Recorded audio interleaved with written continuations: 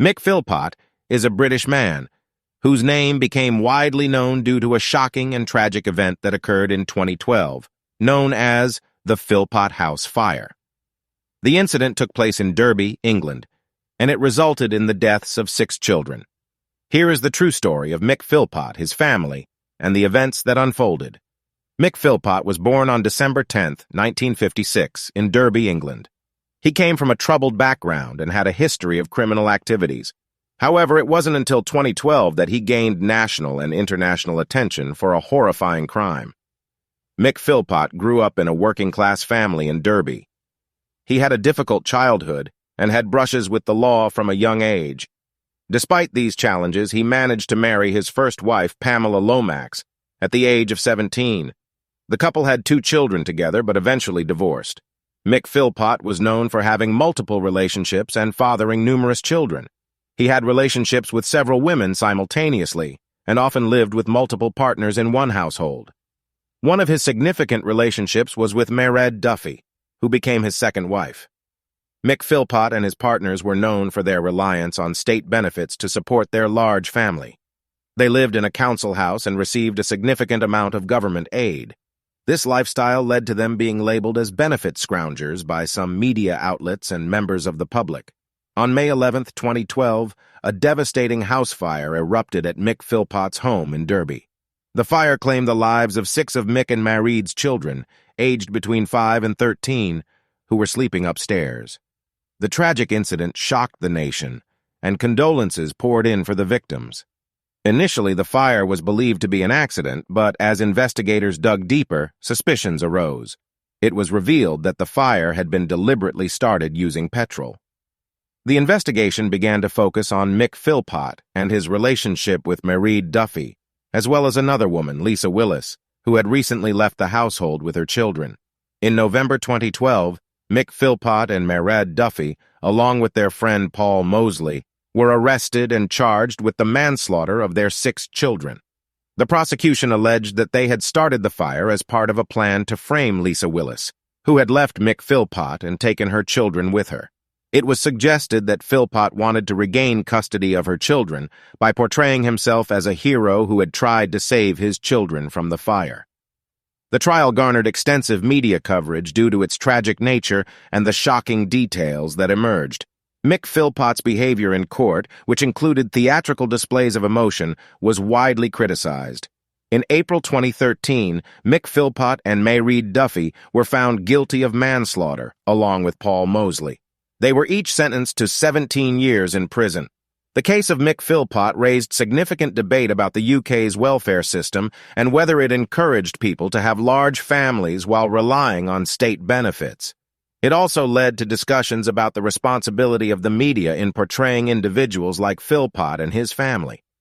Mick Philpott's story is a tragic and disturbing one, characterized by a troubled past, unconventional relationships, and ultimately, a shocking crime that resulted in the deaths of 6 innocent children. The case served as a stark reminder of the complexities surrounding issues of poverty, family dynamics, and crime within society. Mick Philpott's actions continue to be a subject of debate and reflection, with many questioning the role of the state and the media in such cases. In February 2008, the quiet town of Dewsbury in West Yorkshire, England, became the epicenter of a nationwide media frenzy. The disappearance of 9-year-old Shannon Matthews left the community in shock and fear, while the subsequent unfolding of events would captivate the world.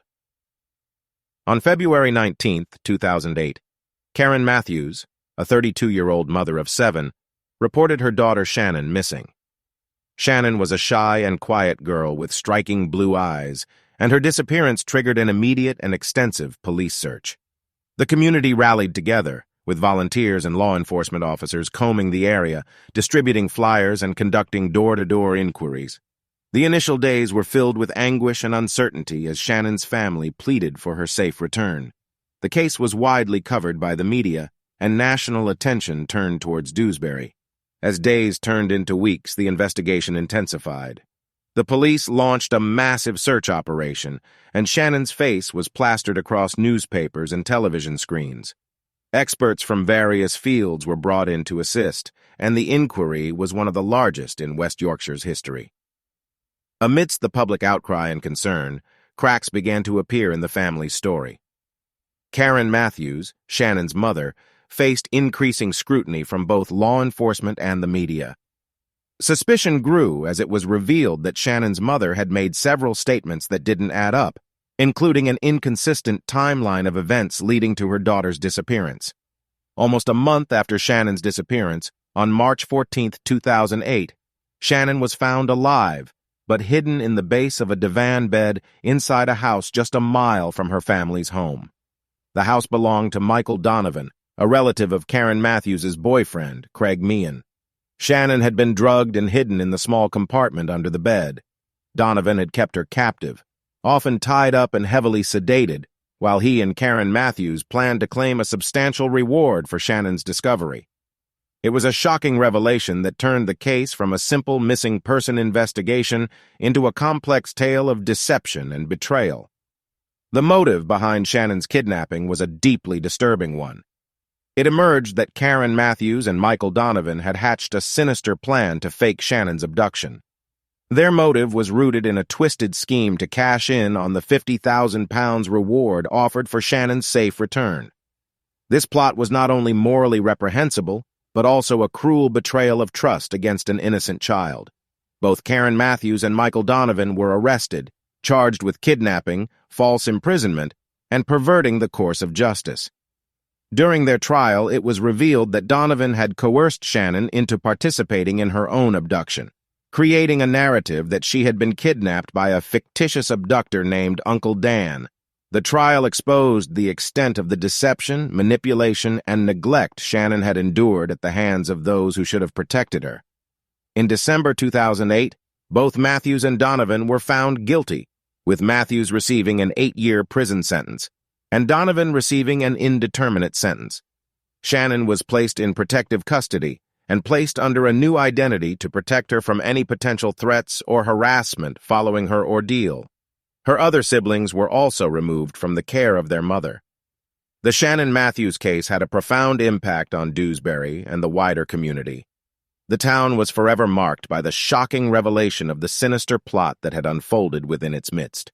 The case highlighted the vulnerabilities of some communities, where poverty, social isolation, and complex family dynamics can create an environment where such crimes can occur. It also raised important questions about the role of the media in high-profile cases and the need for responsible reporting that prioritizes the welfare of the individuals involved. The true story of Shannon Matthews is a deeply disturbing and tragic tale of a young girl who was not only kidnapped, but also betrayed by the very people who should have protected her. Shannon's ordeal shocked a nation and raised important questions about the complexities of family life, the vulnerabilities of certain communities, and the role of the media in such cases. While Shannon herself was eventually given a fresh start with a new identity, the scars from her traumatic experience will likely never fully heal. The case serves as a stark reminder of the capacity for deception and cruelty that exists in the world, even within the confines of a seemingly ordinary community.